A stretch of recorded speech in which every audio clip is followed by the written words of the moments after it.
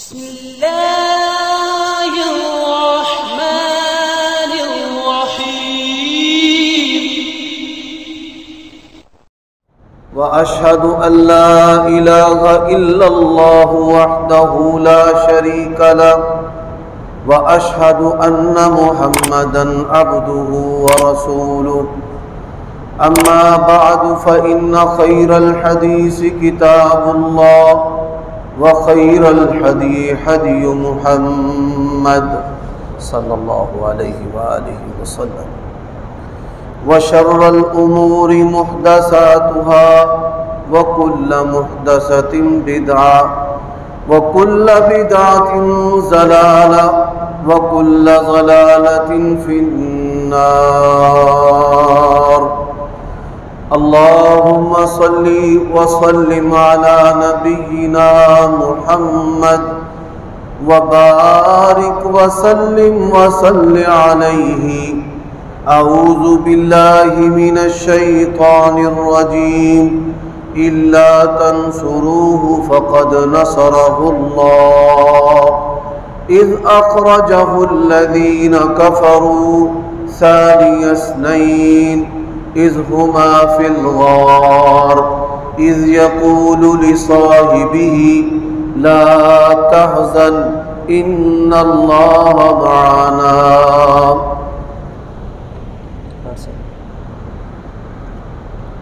اس کا وقت ٹھیک کر کے مجھے دے دے، میں پہن لیتا ہوں.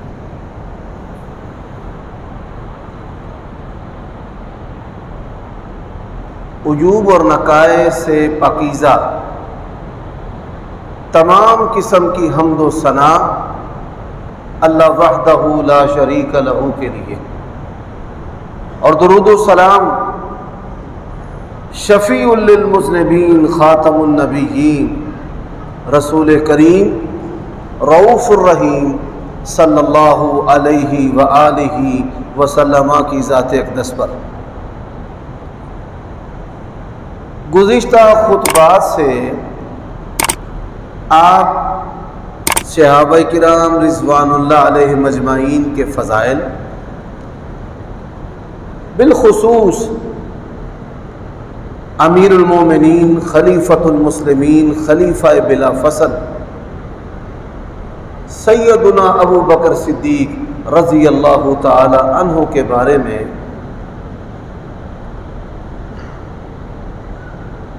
کچھ باتیں سماعت کر چکے ہیں، اور کچھ آج کے خطبہ جمعہ میں انشاءاللہ العزیز سماعت کریں گے.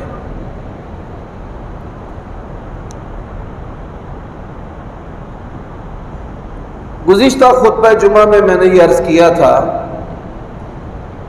نبی جیسا تمام صحابہ کرام رضوان اللہ علیہ مجمعین میں نبی جیسی ایک شخصیت ہے جس کا نام ابو بکر صدیق رضی اللہ تعالی عنہ. اعلان نبوت سے پہلے جو خوبیاں پیارے رسول صلی اللہ علیہ وآلہ وسلم کی تھیں،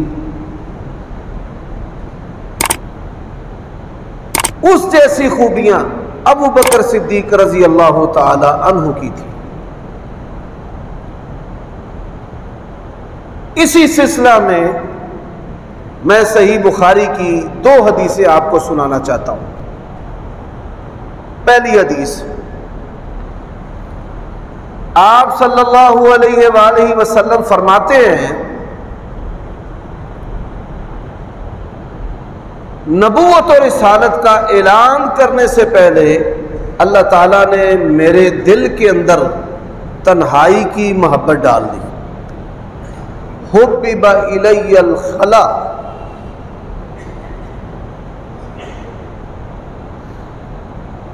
اور رسول اللہ صلی اللہ علیہ وآلہ وسلم اپنا کھانا لے کر غار حرا کے اندر چلے جاتے.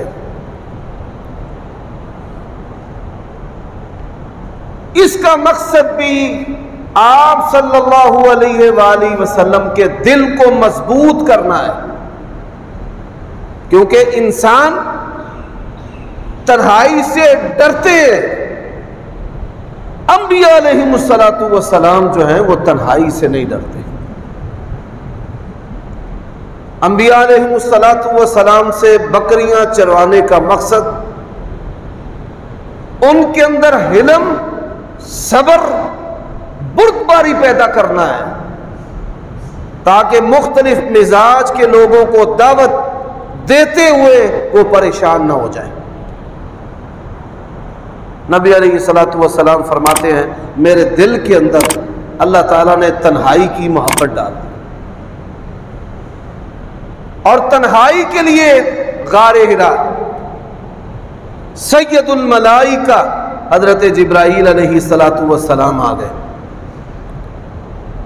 اقرأ بسم ربک الذی خلق خلق الانسان من علق اقرأ وربک الاکرم الذی علم بالقلم علم الانسان ما لم يعلم. اب وہ نبی علیہ السلام سے کہیں اقرأ. آپ صلی اللہ علیہ وآلہ وسلم فرمائیں ما انا بقاری. اس کا معنی کہ میں نہیں پڑھوں گا.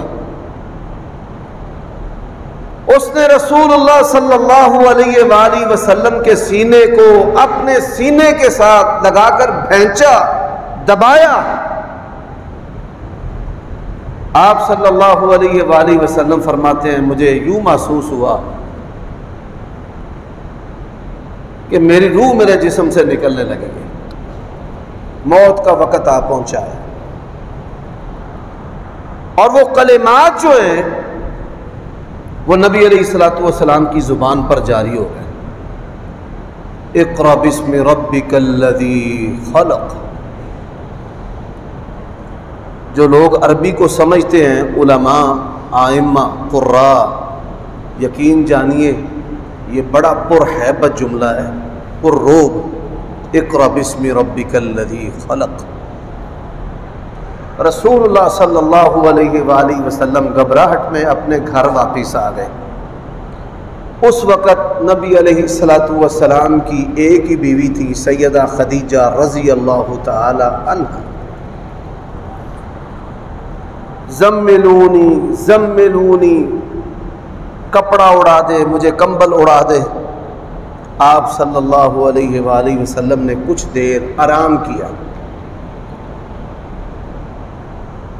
جب آپ اٹھے تو سیدہ خدیجہ نے پوچھا کیا وجہ ہے کہ آپ اتنے گھبرائے ہوئے؟ رسول اللہ صلی اللہ علیہ وآلہ وسلم نے سارا واقعہ سیدہ خدیجہ رضی اللہ تعالی عنہا کو بیان کیا. اب سیدہ خدیجہ رضی اللہ تعالی عنہا کیا کہتی ہیں؟ إِنَّكَ لَتَصِلُ الرَّحِمَ وَتَحْمِلُ الْكَلَّ وَتَكْسِبُ الْمَعْدُومَ وَتَقْرِي الضَّيْفَ وَتُعِينُ عَلَى نَوَائِبِ الْحَقِّ وَاللَّهِ لَا يُخْزِيكَ اللَّهُ أَبَدًا. 5 خوبیاں. ابھی نبی علیہ السلام نے نبوت اور رسالت کا اعلان کیا ہی نہیں. آپ کے علم میں نہیں کہ میں اللہ کا نبی رسول ہوں. کیسے پتا چلا؟ ورقہ بن نوفل رضی اللہ تعالی عنہ، ان کے پاس سیدہ خدیجہ رضی اللہ تعالی عنہا لے کر گئی. یہ وہ واحد صحابی ہیں جنہوں نے نبی علیہ السلام کا دور نبوت رسالت نہیں پایا، لیکن اس کے باوجود صحابی ہیں. کیوں؟ کہ انہوں نے اللہ کے نبی علیہ السلام کو پہچان کر آپ کی تصدیق کر دی تھی. وہ لے کر گئے، سارا قصہ سنایا. اس نے کہا ھذا الناموس الذی نزل اللہ علی موسیٰ، اور یہ وہ نبوت اور رسالت ہے جو اللہ نے موسیٰ علیہ السلام کو عطا کی تھی. شرع لکم من الدین ما وصى به نوحا وما وصینا به ابراہیم وموسیٰ وعیسیٰ ان اقیموا الدین ولا تتفرقوا فیہ. اے میرے نبی، ہم نے آپ کو وہی دین دیا ہے جو دین ہم نے نوح، ابراہیم، موسیٰ اور عیسیٰ کو دیا.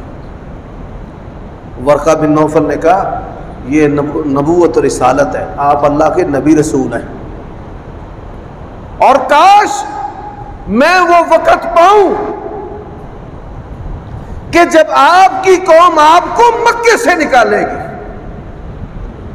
اور میں آپ کی پھر مدد تائید کروں. نبی علیہ السلام نے فرمایا اوا مخرجیہ،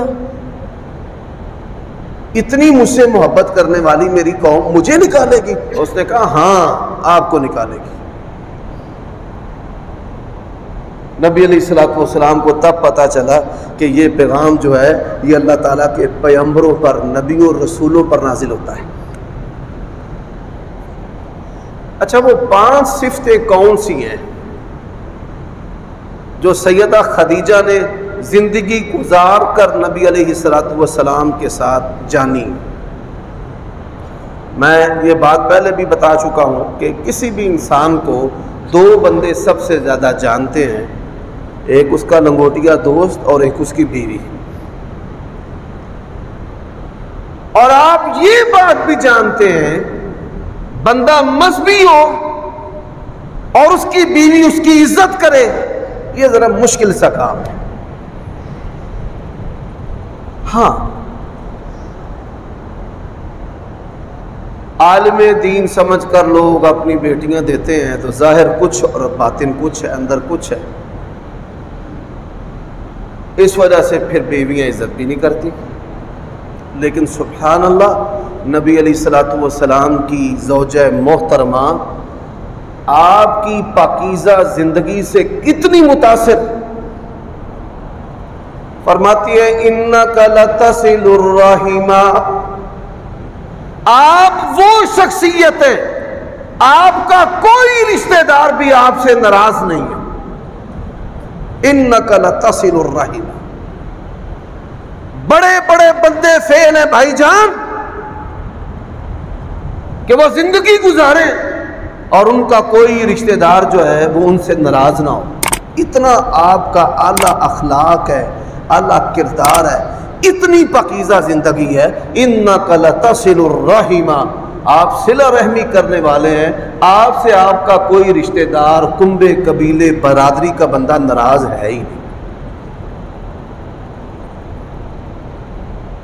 کوئی ناراض ہو تو پھر حسد ہے، حسد پوشیدہ ناراضگی ہوتی ہے، غیبت ہے، چغلی ہے، یہ ظاہری ناراضگی ہوتی ہے. انسان جو ہے کسی کے بارے میں جب نفرت کو چھپاتا ہے تو حسد کا شکار ہوتا ہے، اور جب نفرت کو ظاہر کرتا ہے تو غیبت کا شکار ہوتا ہے. تو نہ نبی علیہ السلام سے کسی کو حسد ہے اور نہ کوئی آپ کی غیبت کرتا ہے.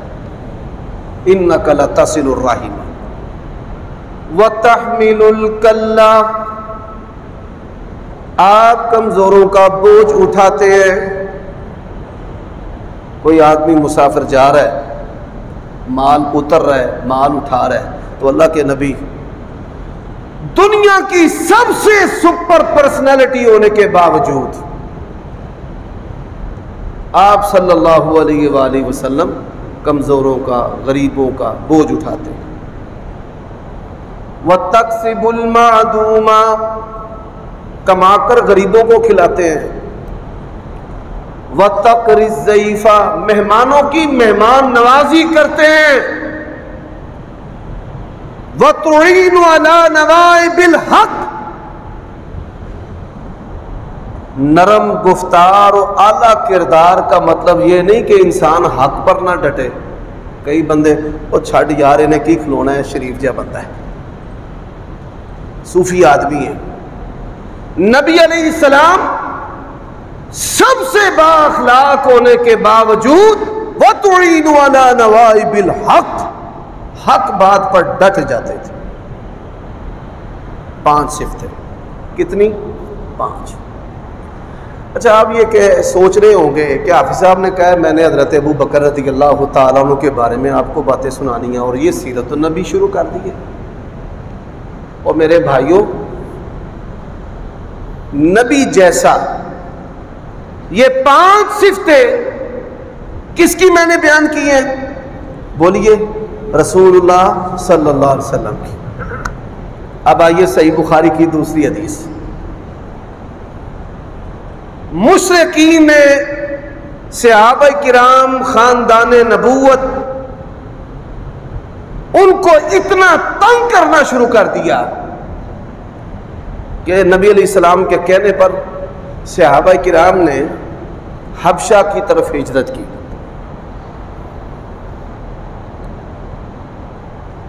حبشہ کی طرف 2 دفعہ ہجرت ہوئی ہے. جب دوسری ہجرت ابو بکر صدیق رضی اللہ تعالی عنہ یہ بھی حبشہ کی طرف نکل پڑے.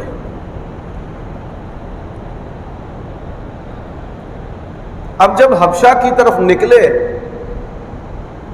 تو شہر سے باہر ایک بہت بڑا قریشی سردار تھا، نمبردار، جسے وہ بڑا ڈرتے تھے، بڑی ہیبت تھی، اس کا بڑا احترام تھا. اس نے کہا ابو بکر کدھر جا رہے ہو؟ حضرت ابو بکر صدیق رضی اللہ تعالیٰ نے کہا کہ میں نے کلمہ پڑھا ہے، مسلمان ہوں، نبی علیہ الصلوۃ والسلام آپ کا حبدار، جانثار، تابع دار ہوں. تو لوگ مجھ پر ظلم و ستم کرتے ہیں، مجھے قرآن نہیں پڑھنے دیتے، نماز نہیں پڑھنے دیتے. اس نے کہا ارجع الی قومک، چل واپس، جڑا ڈنگا تینوں تنگ کر دینا انہوں میں نبڑ لاں گا، میں ویکھ لاں گا. جو آپ سے زیادتی کرتا ہے اس کو میں دیکھ لوں گا. ارجع الی قومک انک لتصل الرحم وتحمل الکل وتکسب المعدوم وتقری الضیف وتعین علی نوائب الحق. جو 5 خوبیاں سیدہ خدیجہ نے اللہ کے نبی کی بیان کی تھی، وہ 5 خوبیاں قریشی سردار نے پیارے ابو بکر کی بیان کی. یہ ہے نبی جیسا.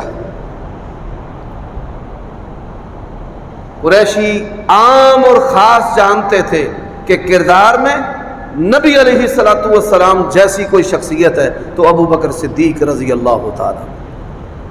میرے بھائیوں، ان 5 لفظوں کا معنی میں نے مختصر کر دیا ہے. اللہ تعالیٰ نے پھر کبھی موقع دیا تو انشاءاللہ نبی علیہ الصلوۃ والسلام کے ان اوصاف پر خطبات کے اندر الگ الگ خطبہ میں انشاءاللہ تفصیل عرض کروں گا. اب آئیے، اہل تشیع ان کا حضرت ابو بکر صدیق رضی اللہ تعالی عنہ سے اختلاف کیا ہے؟ جب تک ہم یہ بات نہیں سمجھیں گے، ہم ان کو برا کہیں، وہ ہمیں برا کہیں. وہ یہ کہتے ہیں کہ نبی علیہ الصلوۃ والسلام جب فوت ہوئے تو حضرت ابو بکر صدیق خود ہی خلیفہ بن گئے. پہلی بات یہ بڑی کمزور سی بات ہے. جو وہ لوگوں کو بات سنا کر برانگیختہ کرتے ہیں، ان کے خلاف کرنے کی کوشش کرتے ہیں، وہ کیا ہے کہ نبی علیہ الصلوۃ والسلام کا جو مال تھا، فتق، باغات تھے، خیبر زمینیں تھی، وہ جو مال تھا سیدہ فاطمہ رضی اللہ تعالی عنہا نے اس مال کا مطالبہ کیا اور ابو بکر صدیق رضی اللہ تعالی عنہ نے وہ مال نہیں دیا. حضرات، اس بات کے علاوہ آج تک دنیا کا کوئی کافر جو ہے، اللہ کی قسم حضرت ابو بکر صدیق کے کردار پر انگلی نہیں اٹھا سکا. اتنا اعلیٰ کردار ہے، اتنا اعلیٰ. تسلیم نبوت سے پہلے اور تسلیم نبوت کے بعد آج تک کوئی دنیا کا بڑے سے بڑا سخت اسلام کا دشمن، پیارے ابو بکر کا دشمن، صحابہ کرام کا دشمن، ان کے کردار پر انگلی نہیں اٹھا سکا۔ حضرات، اب پہلی بات کا جواب میں عرض کرنے لگا ہوں۔ 23 سالہ دور نبوت میں مختلف صحابہ کرام نے نبی علیہ الصلوۃ والسلام سے مختلف چیزیں مانگی ہیں۔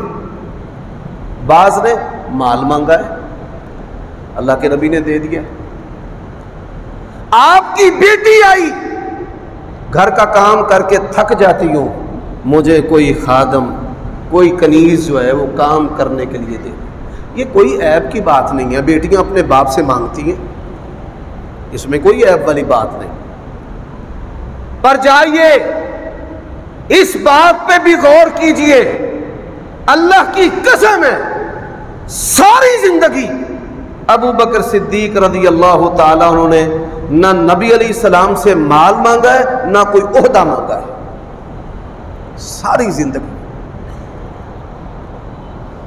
اور سب سے زیادہ اپنا وقت اور اپنا مال اللہ کے نبی پر قربان کرنے والی شخصیت کون ہے؟ ابو بکر صدیق رضی اللہ عنہ۔ اللہ کے نبی کیا کہا کرتے تھے؟ یا اللہ، میں نے دنیا میں ہر بندے کے احسان کا بدلہ دے دیا ہے، ہر بندے کے احسان کا بدلہ دے دیا ہے، ابو بکر کے سوا اللہ اس کے احسانات کا بدلہ تو ہی دے گا۔ ان امن الناس علی بصحبتہ ومالہ، سب سے بڑھ کر مجھ پر مال خرچ کرنے والا ابو بکر صدیق رضی اللہ عنہ۔ اتنے سادہ تھے، جب خلیفہ بنے نا، ان لوگوں کو پتہ ہی نہیں تھا کہ یہ منصب جو ہے یہ مال کمانے کا ذریعہ ہے۔ آج ایک کونسلر، ایک ناظم، ایک چیئرمین، ایک ایم پی اے مان نہیں ہے کہ وہ لاکھوں سے کروڑوں پتی اور کروڑوں پتی سے اربوں پتی بن جاتا ہے۔ یہ منصب جو ہے یہ تو خدمت کرنے کے لیے ہے، لوگوں نے کمانے کے لیے رکھے ہوئے ہیں۔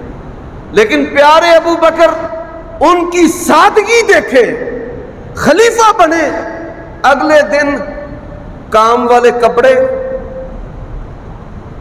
اور کام والا تھیلا کندھے پر رکھا ہے، بازار حضرت عمر مل گئے، اتھے کی کر دے پہ کام کرنے آیا ہوں۔ انہوں نے کہا سبحان اللہ، آپ مسلمانوں کے حاکم ہیں، آپ نے بازاروں میں کام نہیں کرنا، گھر کی جتنی ضرورت ہے اس کے مطابق بیت المال سے وظیفہ لینا۔ یقین جانیے کوئی کائنات میں ان جیسی مثال لا کر تو پیش کرے۔ اور پھر خلیفہ کیسے بنے ہیں؟ نبی علیہ الصلوۃ والسلام جب فوت ہوئے نا حضرات، لوگ اپنی معشوقہ کے لیے خودکشیاں کرتے ہیں، پاگل ہو جاتے ہیں۔ مجھے ایک دفعہ پاگل خانہ میں کسی کی تیمارداری کے لیے جانا پڑا، کسی آدمی نے اپنے بیٹے کو وہاں داخل کروایا ہوا تھا، تو مجھے بھی لے گیا ساتھ۔ ایک بلاک نوجوان بڑی تعداد کے اندر جو اپنی معشوقہ کے غم کے اندر ذہنی توازن کھو بیٹھے۔ اللہ تعالی ہمیں ہماری اولادوں کو محفوظ رکھے۔ دنیا کی تمام محبتیں جہاں ختم ہوتی تھیں، وہاں سے اللہ کے نبی کی محبت شروع ہوتی تھی۔ حضرت انس رضی اللہ تعالیٰ عنہ اللہ کے نبی کی وفات کا منظر کھینچتے ہیں۔ کوئی شاعر جو ہے وہ صاحب ذوق ہوتے ہیں، اگر کوئی شاعر یہ لفظ پڑھ لینا اور اس کیفیت کو اپنے دماغ میں لائے، اللہ کی قسم اس کو خش پڑ جائے۔ وہ کیا فرماتے ہیں؟ وہ فرماتے ہیں جب اللہ کے نبی مدینہ آئے، مدینہ روشن ہو گیا، تاریکیاں چلی گئی، اور جب اللہ کے نبی مدینہ سے اپنے رب کے پاس چلے گئے، ہماری کیفیت ایسے تھی کہ جیسے اندھیرے چھا گئے۔ ہمیں کچھ سجائی نہیں دیتا تھا، بچوں کی فکر نہیں تھی، بیویوں کا پتہ نہیں تھا، ایسی غم کی حالت تھی۔ اچھا، اس غم کی حالت میں حضرات وہ شخصیت کہ جن کی رائے کی اللہ اور اس کے رسول نے بڑی مرتبہ موافقت کی ہے، بڑے سمجھدار، بڑے دانا، کون ہے؟ عمر بن خطاب رضی اللہ تعالی۔ حواس گم ہو گئے، کیا کہتے ہیں؟ جس نے کہا محمد صلی اللہ علیہ وآلہ وسلم فوت ہو گئے ہیں، میں نے اس کی گردن اتار دینی۔ آپ اندازہ کر لیں، سب سے زیادہ ہوش و حواس والا جو بندہ امت کے اندر، عمر بن خطاب رضی اللہ تعالی عنہ، نبی علیہ الصلوۃ والسلام کی وفات کے غم میں ان کے حواس گم ہو گئے۔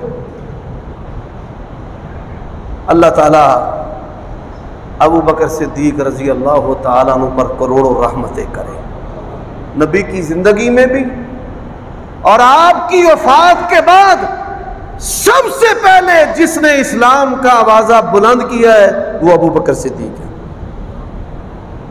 خطبہ دیا، قرآن کی آیت پڑھی، وَمَا مُحَمَّدٌ إِلَّا رَسُولٌ قَدْ خَلَتْ مِن قَبْلِهِ الرُّسُلُ أَفَإِن مَّاتَ أَوْ قُتِلَ۔ حضرت عمر کہتے ہیں اللہ کی قسم ہے جب یہ آیت کانوں میں پڑھی نا، ایسے لگا جب یہ آیت ابھی نازل ہوگی۔ اور کیا کہا؟ من کان منکم یعبد محمد فإن محمد قد مات۔ اور جو رسول اللہ کی بندگی کرتا تھا وہ سن لے کہ اللہ کے نبی دنیا سے چلے گئے۔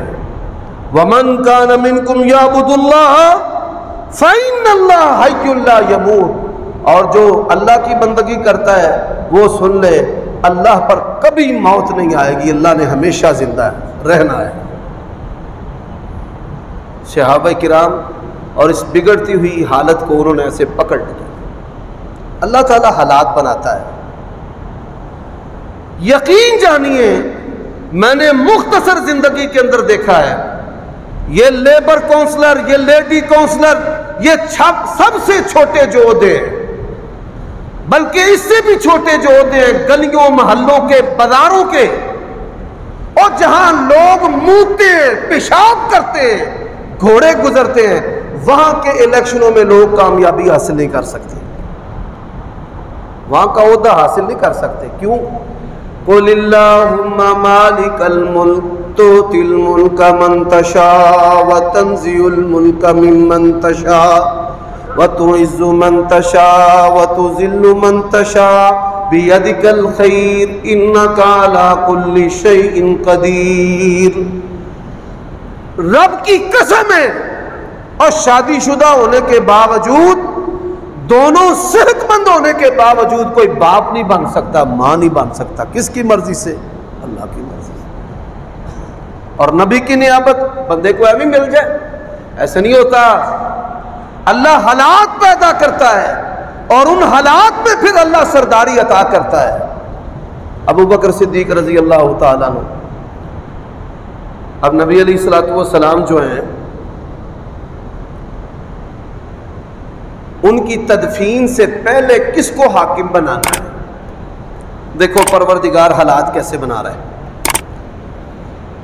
اب نبی علیہ الصلوۃ والسلام کو غسل دینا ہے، کپڑے اتارے یا نہ اتارے، اختلاف ہو گیا۔ نبی علیہ الصلوۃ والسلام کو دفن کرنا ہے، کہاں کریں، اختلاف ہو گیا۔ اللہ کے نبی کی جو قبر ہے وہ شک بنانی ہے، جیسے ہمارے قبرستانوں میں ہے، سیدھا گڑھا کھودتے ہیں، بیچ میں میت رکھ دیتے ہیں، اور ایک بغلی قبر ہوتی ہے کہ گڑھا کھود کر پھر سائڈ میں میت کے لیے جگہ بناتے ہیں، اس کو لحد کہتے ہیں، سامی کہتے ہیں، بغلی قبر اردو میں کہتے ہیں، پنجابی میں سامی کہتے ہیں، عربی زبان میں لحد کہتے ہیں۔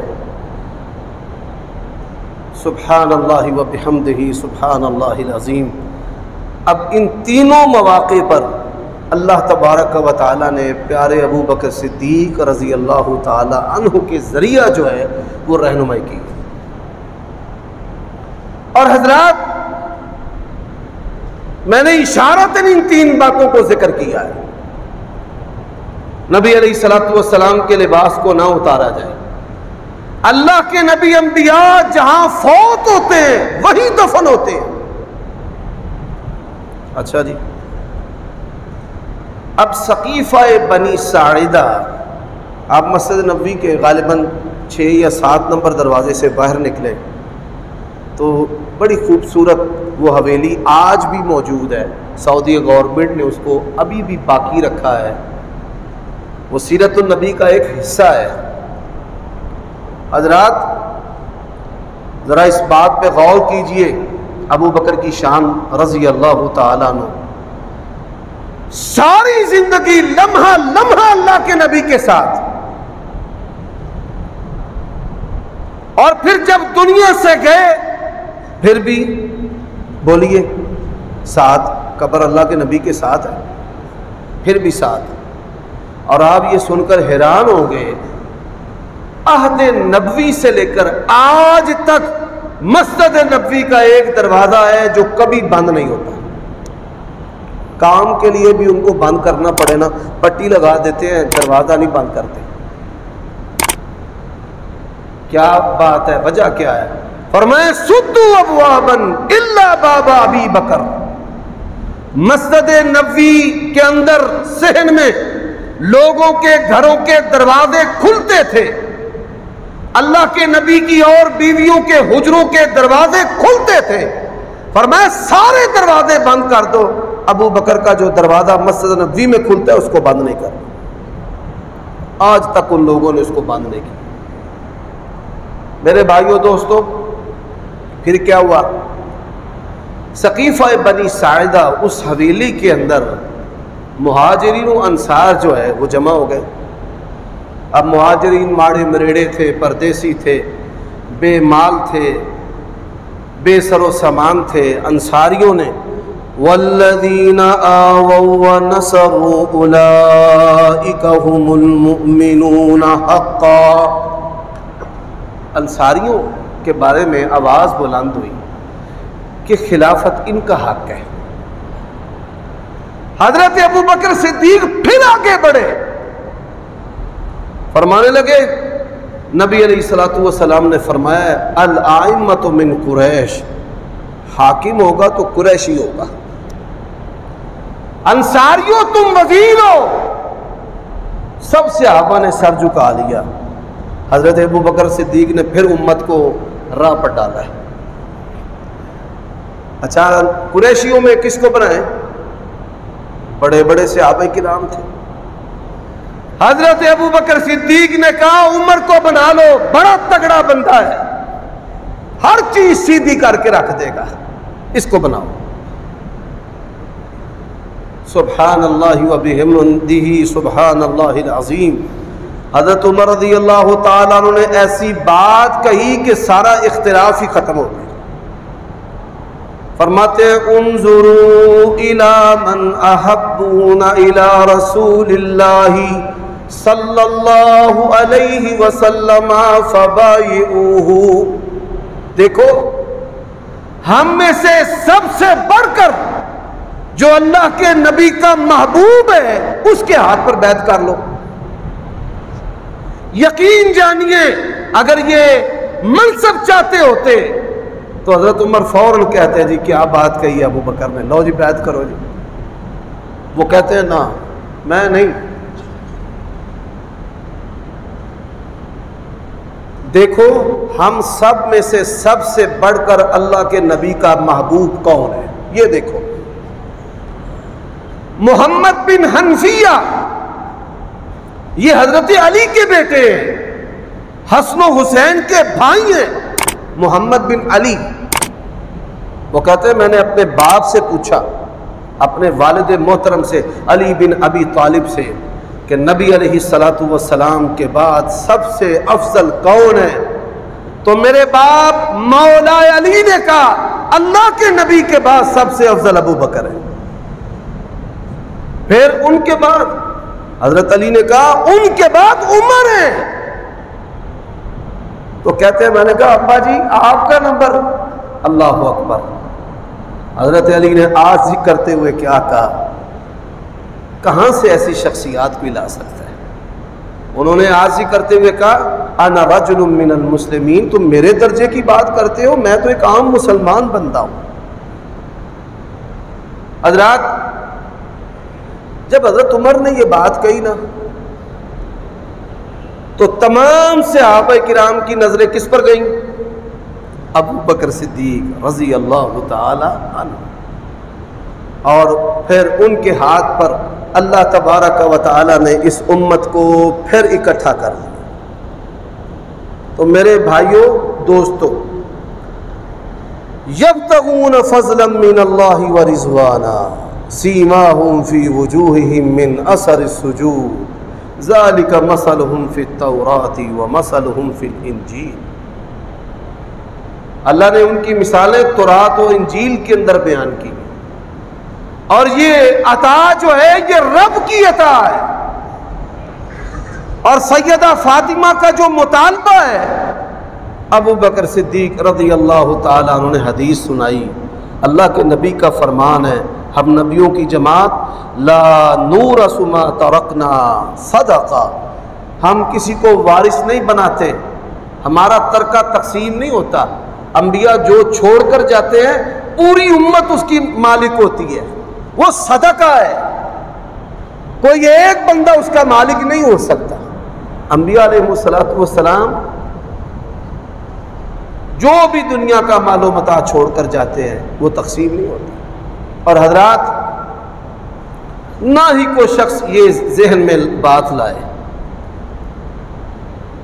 کہ وہ اقتدار یا دنیا کا مال چاہنے والے تھے، ان کی ہمیشہ یہ خواہش ہوتی تھی کہ اللہ کیسے راضی ہوگا اور اس کا رسول کیسے راضی. اللہ سے دعا ہے اللہ ان کے اسوہ اور قدوہ پر ہمیں چلتے ہوئے نبی علیہ السلام کی تابعداری کرنے کی توفیق عطا فرمائے. آئندہ خطبہ جمعہ میں عمر بن خطاب رضی اللہ تعالیٰ عنہ کے فضائل و مناقب بیان کیے جائیں گے.